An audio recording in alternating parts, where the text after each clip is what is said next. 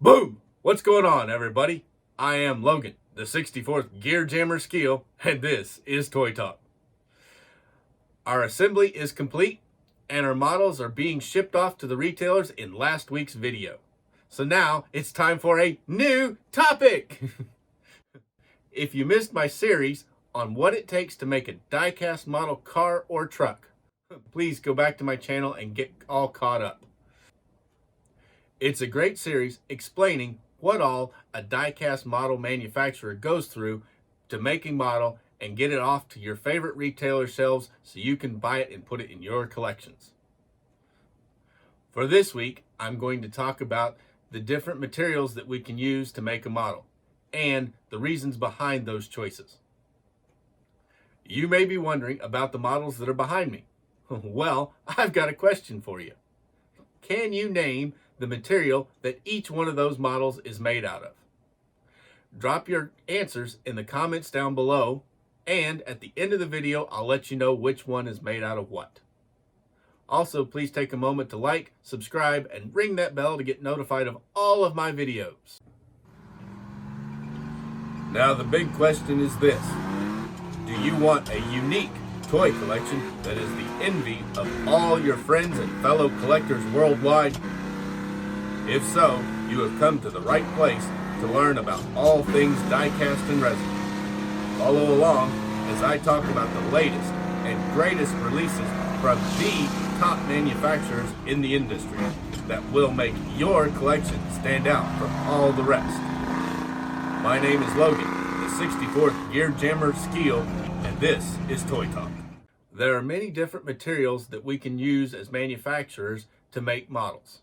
They range from ABS hard plastic, to die-cast metal, to white metal, to resin plastics. Each of these materials has been used over the years to make very fine detailed models for collectors. And I'll do a history of the different materials at a later date. Today, I'm going to focus on die-cast metal and resin plastics, as these are the two materials that are the most commonly used in making detailed models today for our collector's shelves and our dioramas. In the world of model collecting, there is a huge debate going on right now of whether resin or die-cast is the best material to make a model out of. Well, this is a very, very valid debate based on the fact that each one of these materials has made some very poor models in the early days of the material. Resin plastic is a relatively new material on the scene for making model cars and trucks. And it has been adopted because consumers and collectors are wanting more and more models that don't have widespread appeal.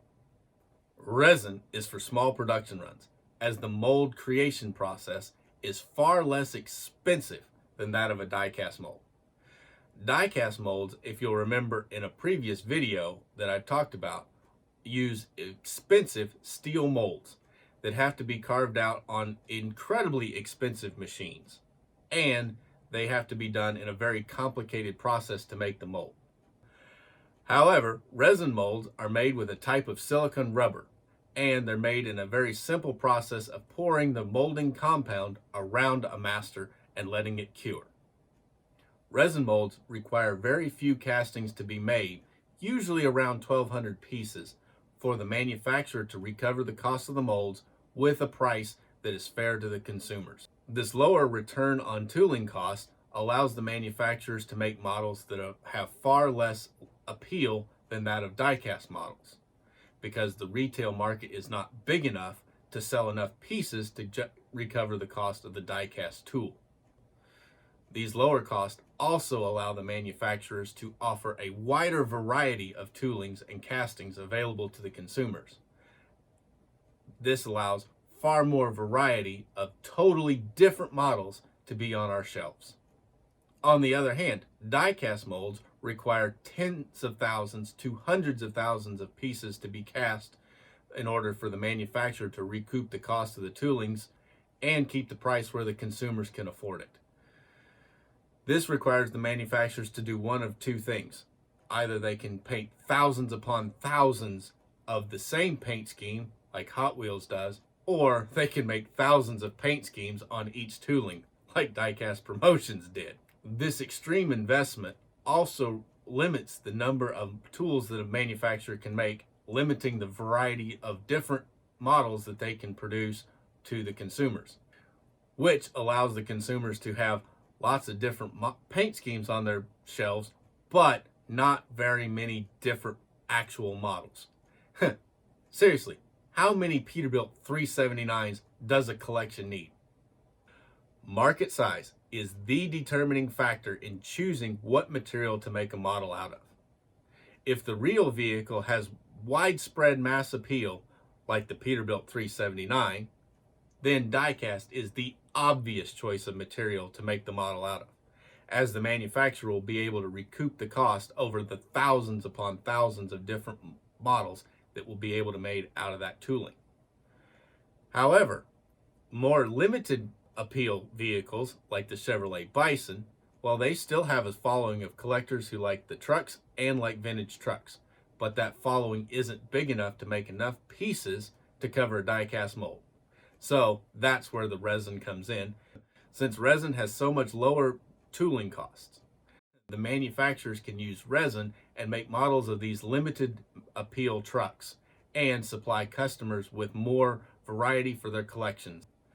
Material strength is another factor in determining what choice of material we're going to use for making our models. It is commonly thought that die-cast is stronger than resin, but die-cast has its limitations too when parts are accurately scaled down.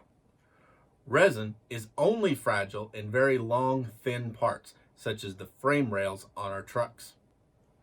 Opening parts like hoods and doors are also hard to replicate in resin plastic. Switching to die-cast does allow us to make these opening hoods and parts, as they've been done many times, but it comes with the sacrifice of non-prototypical hinges, as even die-cast metal is too weak to make a scaled down, accurate hood hinge assembly. Resin frames have also found to be a major weak point in the early days of resin trucks. The frame was too thin to hold up over time, and the frames had a tendency to bend and break. Manufacturers like Advantage Diecast, they took note of this and they learned from it, and instead of using resin frames, they put die-cast frames under their resin cabs. This gave them the structural strength that was necessary to make a model, but it allowed for the cost-effective manufacture of limited run models, simply because this same frame can be used under several different resin cabs because the frame lengths were roughly the same back in the day of the trucks. This gave them the economies of scale on the die-cast part and allowed them to make the overall limited run production models. Resin models typically have finer details than that of die-cast models. The mold process for resin allows for the making of thinner parts and more accurately scaled parts than do die-cast molds, because die-cast molds suffer size limitations based on the cutter head and the cutter arm in getting into and cutting that steel mold. Painting. Now there's an area where material choice really is irrelevant. Both materials lend themselves to being painted very, very well. The only difference in the methods is how they prepare the substrate is a little bit different for resin over die-cast. However, resin models are typically hand painted, and die-cast models are typically painted in automated paint booths and automated processes. This hand painting on the resin adds a little bit more cost over the automated process for die-cast, but that hand painting process gives a much better finish overall, so it's worth a little more money. Other model graphics is an area where material is totally and completely irrelevant. Decals, they used to be the go-to standard for putting graphics on vehicles, and they're still used today. But tampo pad printing and silk screening processes have come into the scene and have started to give us long life, more durable graphics on our models. In any case, the graphics are applied to the model the same whether it is resin or whether it is die-cast metal. Doesn't really matter. The choice of graphic application is based purely on the location where the graphic is to be applied to the model. Tampo pad printing creates a very clean, crisp graphic, but it can only be laid down one color at a time, so that a multicolored logo requires multiple hits on the Tampo machine and makes this a very time-consuming method. Same thing for the silk screening. Whereas the decal, they print it all and they put it down in one application. Very quick and very fast. Also, Tampo pad printing has a problem when it comes down to surfaces that have compound angles. They start to become fuzzy when you apply them there. So decals still are very important in putting graphics onto our models.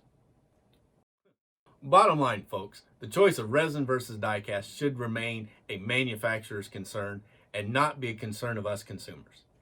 This is because both materials have been used to make extremely finely detailed models that enhance our collections and our dioramas. Now, for us collectors that want tons of variety in our collections, resin is the answer. Resin allows the manufacturers to make far more limited appeal models for us to put in our collections. The reason being the tooling costs for resin are so much lower than the tooling costs are for die-cast metal. I've got a link in the description down below for a totally free report on resin versus die-cast. It goes much deeper into the debate that I talked about today. And grab your free copy right now at that link down below. And as always, please like, comment, subscribe, and ring that bell to get notified of all of my future videos. Oh, and if you know somebody who'd really enjoy this topic, please go on and share it with them. Before I forget, folks, the materials that each of those models was made out of is as follows. The Allis-Chalmers fuel cell tractor was made out of resin plastic. The International turbine tractor, it was also made out of resin plastic. The Cameco sugarcane harvester, that's another resin plastic. The John Deere sugarcane harvester, that one was die-cast and ABS plastic. The Case IH sugarcane harvester, that one there was a white metal model. The other Case IH sugarcane harvester, that one there was made out of die-cast. The Mac B61, that one was made out of die-cast. The next Mac B61, that one was made out of resin and die-cast. The next Mac B61 was made out of all die-cast. The Peterbilt 351, that version was made out of die-cast. The other Peterbilt 351 was made out of resin and die-cast. The Chevrolet Bison, resin and die-cast. The Chevrolet Titan 90, again, resin and die-cast. The Mac H model, one more resin and die-cast. The other Mac H model, that one was all resin. And finally, the ACF Brill Bus, that was an all resin model. Thanks for tuning in, and I'll see you guys next week. Hey guys and gals, also, if you've got a topic that you'd like me to talk about in a future video, please drop it in the comments below and I'll look into it. I'm Logan, the 64th Gear Jammer Skeele, and this is Toy Talk.